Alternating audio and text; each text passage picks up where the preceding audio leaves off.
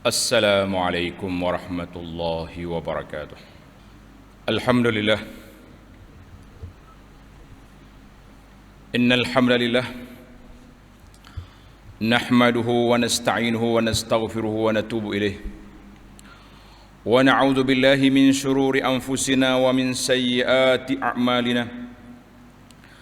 Man yahdihillahu fala mudilla lahu ومن يضلل فلن تجد له وليا مرشدا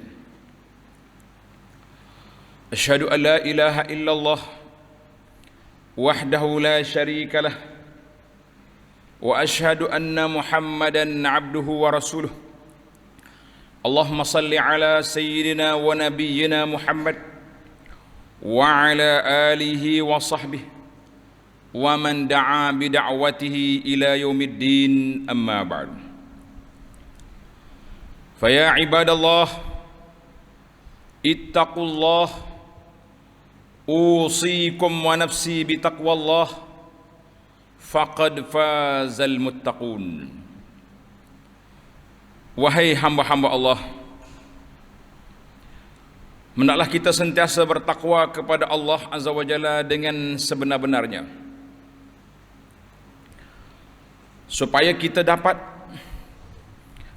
membina benteng yang akan menyelamatkan kita di dunia dan juga menyelamatkan kita di akhirat nanti daripada kemurkaan, daripada azab Allah Azza wa Jalla yang begitu dahsyat. Maka berusahalah kita menjadi orang yang bertakwa, iaitu dengan kita melakukan ketaatan sedaya upaya kita dan menjauhkan segala bentuk kejahatan semua sekali. Itulah yang diperintahkan oleh Nabi sallallahu alaihi wasallam, "Idza amartukum bi amrin fa'tu minhu mastata'tum." Bila aku perintahkan pada kamu, buat sedaya upaya kamu. Wa idza nahaitukum fantahu fajtanibu, ada riwayat. Bila aku larang, berhenti ataupun jauhkan diri daripada larangan yang tersebut. Para jemaah sekalian, khutbah kita pada hari ini 3 Disember 2021 bersamaan dengan 28 Rabiul Akhir 1443 di bawah tajuk membela junjungan kita Nabi Muhammad sallallahu alaihi wasallam dari para pengkhianat yang datang dari luar, dan juga kita kena bela Nabi sallallahu alaihi wasallam daripada penyelewengan yang datang dari dalam. Makna Nabi sallallahu alaihi wasallam itu dibela daripada musuh-musuh luar, maksudnya orang kafir. Tak kiralah kafir jenis apa atas dunia ni, asalkan dia hina Nabi sallallahu alaihi wasallam, maka menjadi kewajipan kepada kita umat Islam mempertahankan Nabi sallallahu alaihi wasallam dengan menyatakan bahawa apa yang mereka buat itu satu pembohongan yang sangat nyata. Hadza buhtanun azim. Ini adalah satu tuduhan yang jahat. Dan juga satu lagi yang kita bimbang hari ini, penghinaan ataupun menjatuhkan Nabi sallallahu alaihi wasallam dari dalam sendiri, dari kalangan orang Islam sendiri, apabila berleluasanya di saat ini penyebaran hadis-hadis palsu yang telah dinyatakan kepalsuannya oleh para ulama, tapi masih lagi berkerah lengan sebahagiannya nak membela semata-mata kerana itu adalah kepentingan nafsu kita ataupun orang-orang yang kita suka. Para jemaah sekalian, qala Allah azza wa jalla, a'udzu billahi minasyaitonir rajim, laqad kana lakum fi rasulillahi uswatun hasanah liman kana yarjullaha wal yawmal akhir wa dzakarallaha katsira. Sesungguhnya bagi kamu pada diri pribadi Nabi sallallahu alaihi wasallam itu adalah menjadi contoh yang terbaik. Tuan-tuan nak tengok contoh apa? Contoh sebagai pemimpin negara, dialah pemimpin. ketua pentadbir, ketua tentera, dia juga ketua terus tentera. Penjaga ekonomi, Nabi jaga ekonomi. Ketua kampung, ketua keluarga ada pada Rasulullah sallallahu alaihi wasallam. Kita tak perlu cari orang lain untuk dijadikan model, uswatun. Cukuplah Nabi sallallahu alaihi wasallam itu, Allah Taala hantar dia seorang menjadi uswatun hasanah. Siapakah yang mengambil faedah daripada kedatangan Nabi sallallahu alaihi wasallam? Liman kana yarjullaha wal yawmal akhir. Bagi orang yang beriman, bagi orang yang sentiasa mengharapkan rahmat Allah, mengharapkan keampunan Allah, mengharap untuk bertemu dengan Allah dan yakin dengan kedatangan hari akhirat, serta mereka banyak mengingati Allah Azza wa Jalla setiap masa. Para jemaah sekalian, umat Islam hari ini semakin hari semakin dicabar dengan pelbagai bentuk kecaman terhadap Islam dan tuhmahan jahat terhadap Nabi sallallahu alaihi wasallam, para sahabatnya, para pendukung ajaran sunnah Nabi sallallahu alaihi wasallam, dari kalangan imam-imam hadis, ulama-ulama besar, para mujtahidin, dan sampailah kepada para pendakwah yang mendukung ajaran Nabi sallallahu alaihi wasallam. Kita lihat dalam keadaan seluruh dunia sedang berhadapan krisis. Pandemik dulunya endemik, apa saja yang dikatakan wabak corona, macam-macam mazhab corona dah keluar. Dengan dulu corona COVID-19, lepas tu mari delta, mari apa ni baru pula ni. Hak baru pula. Yang penting kita berdoa kepada Allah Subhanahu Wa Taala supaya wabak ini hilang daripada negara kita dan juga negara seluruh negara dunia ini, negara umat Islam. Jadi dalam keadaan ini musuh-musuh Islam galak menabur peluru penghinaan kepada insan teragung Nabi kita Muhammad sallallahu alaihi wasallam, sama ada melalui status di laman sosial, media cetak, kartun, dan juga dalam siri ucapan. Sebagai contoh, pada tahun ini 2021 ini, sekali lagi akhbar di Eropah menerbitkan kartun menghina Nabi sallallahu alaihi wasallam dan menggambarkan Islam sebagai agama keganasan atas dasar kebebasan bersuara. Sebelum ini pun terdapat beberapa kes di Malaysia melibatkan siasatan polis terhadap pemilik akaun media sosial yang membuat naik status menghina Nabi sallallahu alaihi wasallam dan agama Islam.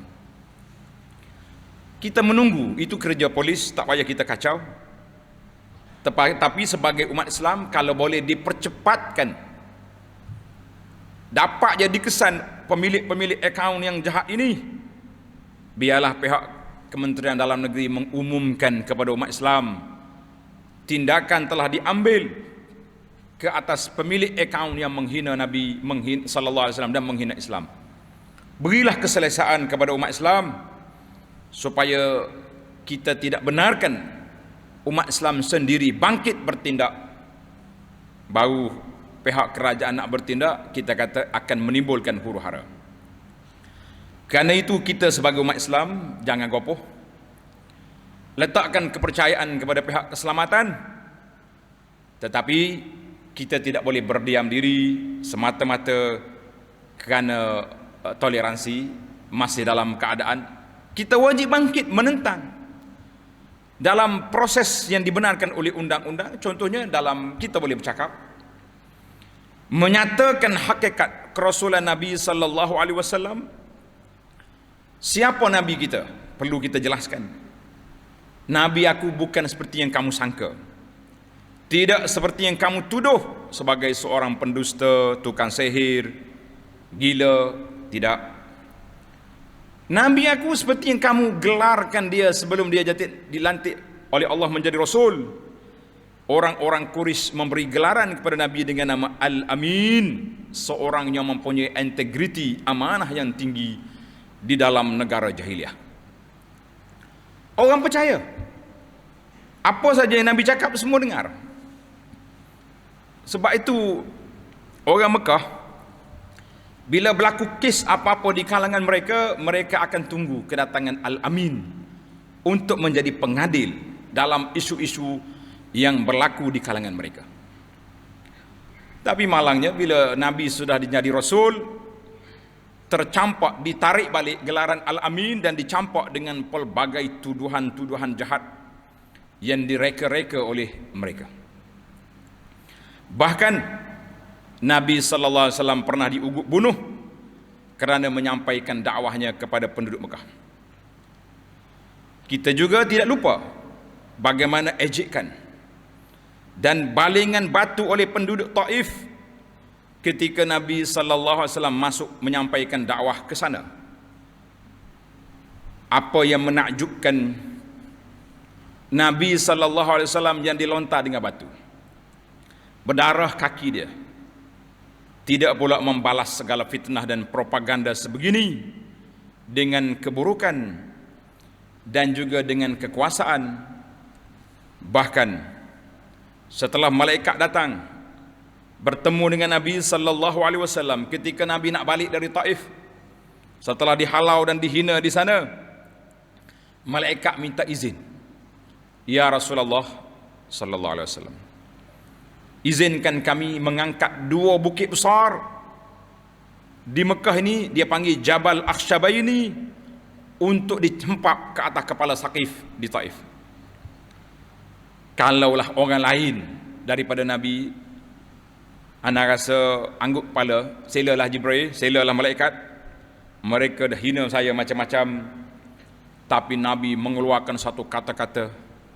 Kata-kata ini kalau diletak di atas bukit, bukit bergoncang. Kalau diletak dalam laut, laut bergelora. Sebagaimana kata Nabi, "Bal arju an yukhrijallahu min aslabihim man ya'budullaha wahdahu la yusyriku bi syai'a." Nabi kata malaikat, kalau itu yang kau nak, minta maaf. Tak boleh. Saya tidak izinkan untuk dihempap ke atas kepala mereka dengan batu bukit. Bahkan aku berharap agar Allah mengeluarkan zuriat dari keturunan mereka itu, benih-benih yang akan menyembah Allah yang esa tanpa mempersekutukannya dengan suatu apapun. Itulah Rasulullah sallallahu alaihi wasallam. Tuan-tuan bayangkan, Nabi kita dilontar sebelum Isra Mi'raj, lebih kurang mungkin dalam tahun yang ke-10. Tahun yang ke-10. Pembukaan kota Mekah tahun yang ke-8 Hijrah. Maknanya lebih kurang dalam 10 tahun kemudian, Saqif, penduduk Taif, yadkhuluna fi dinillahi afwaja, berduyun-duyun masuk Islam. Bayangkan kalaulah Nabi benar, malaikat hempap ke atas kepala mereka pada saat itu, mereka semua berada dalam neraka Jahannam. Kenapa? Karena mati dalam keadaan kafir. Haza nabiyuna, ini Nabi kami. Kenapa kamu tuduh macam-macam? Kita kata jangan. Adakah tindakan mulia daripada Nabi sallallahu alaihi wasallam itu menjadikan dia seorang pengganas sebagaimana dituduh? Konon-kononnya Nabi ini mengajar orang teroris ganas. Dia ambil ayat Quran tentang peperangan, dia kata inilah asas dakwah Nabi. Kita kata tidak, dakwatuna dakwatut tauhid. Dakwah mengajak manusia supaya tauhid kepada Allah, bukan dakwah supaya berperang siang dan malam. Kita berperang bila perlu, kamu lawan, kita lawan. Kalau kamu masuk Islam, kita berkawan. Itu kaedah dalam Islam. Sebab itu Islam bukan serang dulu, dakwah dulu. Kalau mereka kerah kepala juga, nak lawan juga, tak nak duduk di bawah pemerintah Islam, barulah ada peperangan. Jadi kita kena tunjukkan bahawa tuduhan-tuduhan jahat itu tidak betul. Saat baginda berpeluang membalas kejahatan dengan hukuman sementara, Nabi kita minta supaya malaikat tidak melakukannya, bahkan tunggu Mudah-mudahan Allah keluarkan daripada sulbi zuriat mereka yang beriman kepada Allah Azza wa Jalla. Alhamdulillah mereka selamat. Dan berapa ramai orang-orang Saqif, As-Saqafi yang telah sempat masuk Islam. Mereka datang pada selepas pembukaan kota Mekah. Kita kata Alhamdulillah. Dan macam-macam lagi tuduhan jahat. Kononnya Nabi berkahwin ramai. Kita pun tak larat dah tuan-tuan nak layan puak-puak ni. Baiklah kita layan puak kita. Kita ajar masyarakat kita apa yang sepatutnya kita lakukan dalam kehidupan ini sebagai seorang Islam yang duduk di bawah naungan Islam, yang berpegang dengan sunnah Nabi sallallahu alaihi wasallam ini. Maka para jemaah sekalian, sebagai umat Islam, kita wajib bersatu hati untuk bangkit mempertahankan Nabi sallallahu alaihi wasallam daripada segala tuhmahan dan penghinaan yang dilakukan oleh musuh-musuh Islam. Tidak ada cara lain yang lebih utama selain daripada kita memperbanyakkan bacaan-bacaan ilmiah dan kajian-kajian yang tuntas lagi bermanfaat mengenai Nabi sallallahu alaihi wasallam untuk menangkis segala tomahan-tomahan yang ada, segala penghinaan serta dakwaan tidak berasas tentang Nabi sallallahu alaihi wasallam. Jadi kita kena baca. Bacaan itu perlu pada teliti. Sekarang ni alhamdulillah Allah dah buka pintu kajian-kajian ilmiah yang dibuat terhadap kitab-kitab sirah Nabi.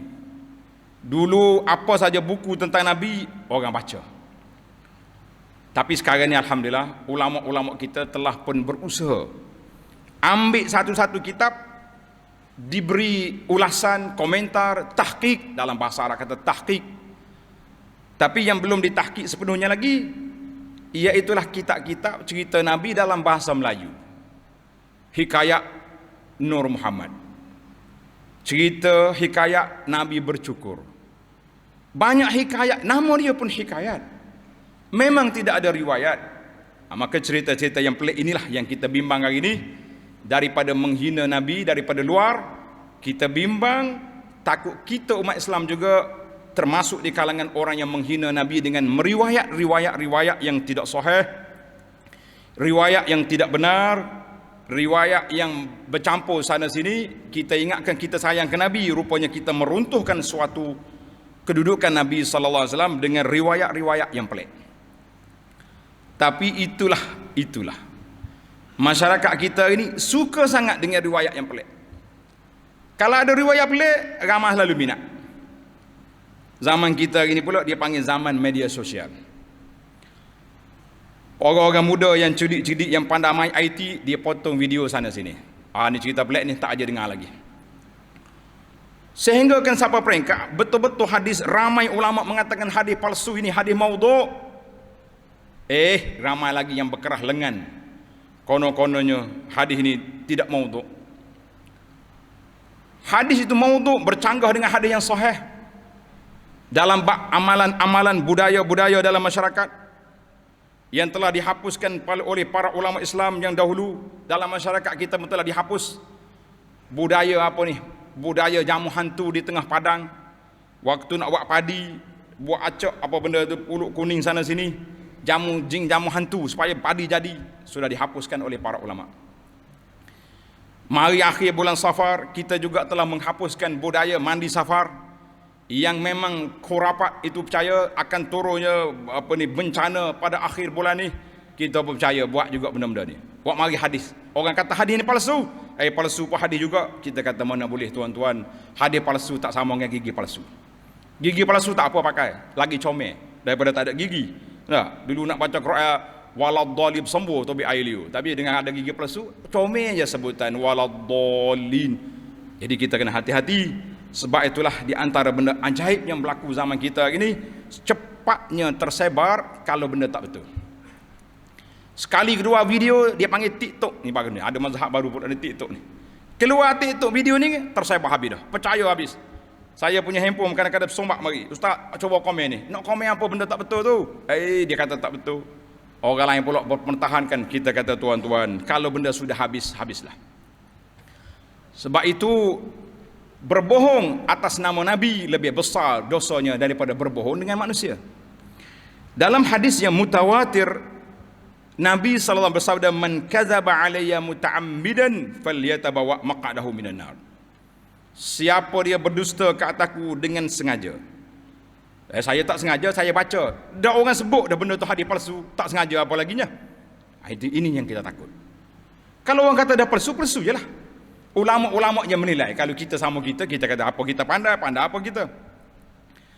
Maka ambillah tempat duduk dalam neraka. Dalam hadis yang diriwayatkan oleh Imam Muslim, "Man haddatsa anni bi haditsin." Siapa dia cerita daripada aku satu hadis, yara annahu kazibun. Orang kata ini palsu ni. Tapi nak cerita juga, fahuwa ahadul kazibin, ataupun ahadul kazibain, maka dia salah seorang daripada orang yang bawa cerita palsu. Ini bahaya tuan-tuan.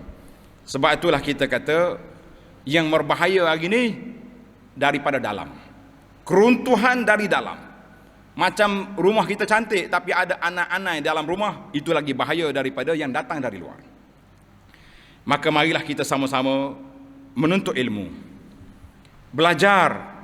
Para pendakwah juga wajib murajaah. Setiap langkah mesti diambil secara ilmu, jangan sebar benda-benda yang pelik-pelik. Tak apa. Cuma kaedah bahasa Arab kata khalif tu'raf. Bila kamu bawa benda pelik, kamu akan dikenali. Nak glamour, bawa benda pelik. Glamour lah kita. Media sosial akan mengangkat kita. TikTok akan naikkan nama kita. Pengikut-pengikut kita makin ramai. Makin ramailah orang yang bercelaru dalam dunia ini dengan sebab perbuatan kita yang tidak amanah, yang tidak akademik di dalam menyampaikan ilmu daripada Nabi sallallahu alaihi wasallam. Maka para jemaah sekalian, jangan kita berani mengeluarkan satu-satu kenyataan khususnya tentang Rasulullah sallallahu alaihi wasallam kecuali kita pastikan benda itu sahih, benar daripada Rasulullah sallallahu alaihi wasallam. A'udzubillahi minasyaitonir rajim. Wa minhumul ladzina yu'zuna an-nabiy wa yaquluna huwa uzun. Qul uzunu khairil lakum yu'minu billahi wa yu'minu lil mu'minin wa rahmatul lil ladzina amanu minkum walladzina yu'zuna rasulallahi lahum azabun alim. Dan di antara mereka orang-orang munafik itu ada orang-orang yang menyakiti Nabi sallallahu alaihi wasallam sambil berkata bahawa dia Muhammad itu orang yang suka mendengar dan percaya bulat-bulat kepada cakapan orang. Katakanlah dia mendengar dan percaya apa yang baik bagi kamu. Ia beriman kepada Allah dan percaya kepada orang yang beriman. Dan ia pula menjadi rahmat bagi orang yang beriman di antara kamu. Dan orang-orang yang menyakiti Rasulullah sallallahu alaihi wasallam, bagi mereka azab seksa yang tidak terperi sakitnya. Surah At-Taubah ayat 61. Barakallahu li wa lakum fil Qur'anil azim wa nafa'ani wa iyyakum bima fihi al-ayat wa dzikril hakim. Aqulu ma tasma'un wa astaghfirullah li wa lakum fastaghfiruh innahu huwal ghafurur rahim. Alhamdulillah. Alhamdulillahilladzi hadana li hadza wa ma kunna linahtadiya laula an hadanallah. Asyhadu an la ilaha illallah wahdahu la syarika lah wa asyhadu anna Muhammadan abduhu wa rasuluh. Allahumma salli wa sallim ala abdika wa rasulika Muhammad wa ala alihi wa sahbihi ajma'in wa ba'd. Fa ya ibadallah ittaqullah. Wahai hamba-hamba Allah, bertakwalah kepada Allah Azza wa Jalla. Nyatakan kecintaan kita kepada Nabi sallallahu alaihi wasallam, benteraskan segala bentuk penyelewengan terhadap Nabi sallallahu alaihi wasallam yang datang dari luar dan juga dari dalam. Marilah sama-sama kita mengambil langkah untuk mempertahankan Nabi sallallahu alaihi wasallam yang tercinta. Yang pertama, terangkan kepada orang-orang kafir siapakah sebenarnya insan yang bergelar Muhammad sallallahu alaihi wasallam itu. Mengikut kacamata Al-Quran dan Sunnah, di samping perakuan awal mengenai kebenaran ajaran baginda dalam kitab Injil dan Taurah, tidak lain dan tidak bukan bahawa Nabi sallallahu alaihi wasallam adalah insan yang teragung, yang tidak pernah sekalipun melakukan dosa dan kejahatan, tidak pernah berbohong dalam percakapan, bahkan bakal menjadi penyelamat manusia di alam akhirat dengan izin Allah. Ajaklah mereka untuk berdiskusi, mencari pendapat dan pandangan yang benar. Sekiranya pendakwah-pendakwah itu mampu, panggil. Nyatakan pandangan yang benar tentang Nabi sallallahu alaihi wasallam, bukan mengikut emosi dan kebencian yang melulu. Yang kedua, kita sebagai umat Islam tunjukkan akhlak mahmudah, akhlak yang mulia kita dengan menghidupkan amalan sunnah Nabi sallallahu alaihi wasallam dalam aktiviti seharian kita. Sentiasa bercakap perkara-perkara kebaikan, sangat menepati masa, mampu tepati janji, selalu bersedekah, membuat baik kepada anak-anak yatim dan orang-orang yang susah. Jangan sekali kita membalah herdekan atau tohmah mereka dengan tomahan yang lebih berat atau sebarang perkataan yang keji. Yang ketiga, bawalah setiap kes penghinaan musuh Islam terhadap Rasulullah sallallahu alaihi wasallam kepada pihak berkuasa, report polis, report ke pejabat agama, agar dapat diambil tindakan yang sewajarnya. Termasuk juga lah orang yang bawa ajaran yang pelik-pelik dalam masyarakat ni perlu diberi nasihat ataupun dilaporkan kepada jalan yang sepatutnya. Yang keempat, berdoa ke hadrat Allah Azza wa Jalla agar mereka yang menghina Nabi sallallahu alaihi wasallam dikurniakan hidayah dan petunjuk kepada kebenaran dan keindahan Islam serta kemuliaan Nabi sallallahu alaihi wasallam. Mudah-mudahan mereka dan kita semua akan layak bertemu dengan Nabi di Haud, di kolam Nabi di mahsyar, dan layak untuk memijakkan kaki ke syurga sekalian. Ingatlah para jemaah sekalian, hukuman dan balasan kepada mereka yang menghina, mencaci dan menjatuhkan maruah Nabi sallallahu alaihi wasallam amat berat. Majoriti ulama bersepakat bahawa yang menghina Nabi sallallahu alaihi wasallam wajib dibunuh, sama ada dia orang Islam atau bukan Islam. Dan juga hadis yang saya baca tadi, hadis membawa pembohongan ke atas Nabi sallallahu alaihi wasallam juga. Para ulama Islam berbincang, adakah orang itu kafir atau tidak. Panjang dalam perbahasan, kita mengatakan yang pentingnya perkara itu adalah satu jinayah terhadap Nabi sallallahu alaihi wasallam. Untuk itu berhati-hatilah daripada mengeluarkan apa-apa kenyataan, tulisan atau pendapat yang menghina Nabi sallallahu alaihi wasallam, kerana boleh mengundang bala yang besar.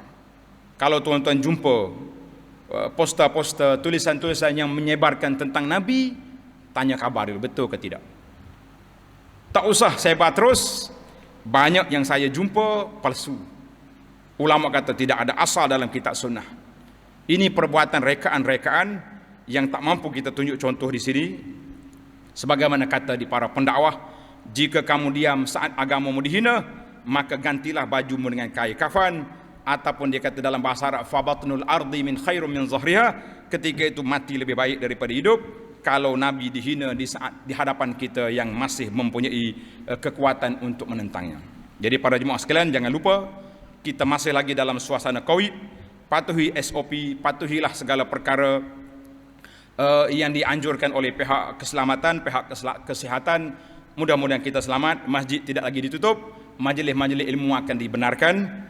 Amin ya rabbal alamin. Akhirnya pihak majlis agama juga menyeru kepada umat Islam yang telah cukup syarat berzakat, yang belum lagi menunaikan zakat pada tahun ini, supaya bersegera melakukannya, di mana kaunter majlis agama berada di masjid-masjid bandar di negeri, di seluruh negeri, untuk kita buat urusan.